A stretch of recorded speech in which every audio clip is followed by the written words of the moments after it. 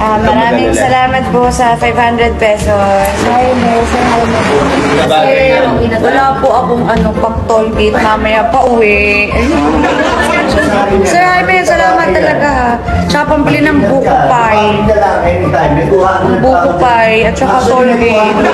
Yeah, pero sabi niya wag ko na daw palitan. Sana nga next week manghingi ulit ako eh. Mag-iingat ka.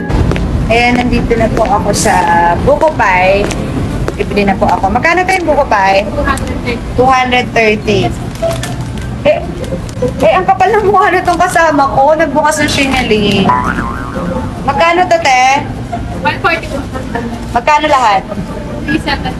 500 lang yung pera ko. Paano na yung toll gate? Mamaya, ang dami pa namang toll gate sa SLEX. Limon. Sana mayroong magandang loob mamaya sa tipping. Sana bigyan naman ako. Kulang na yung pera ko. And syempre, nandito naman ako sa isang store na pwede gumamit ng card. Pwede card? Yes, ayan.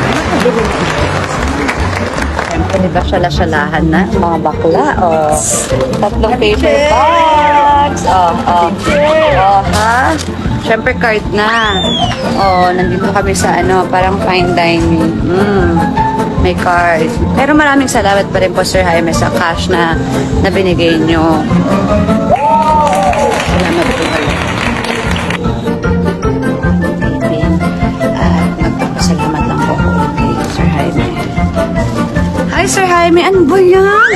Naka-boxers. Nakakaloka naman. Ito po yung kiwi nyo. Kaloka.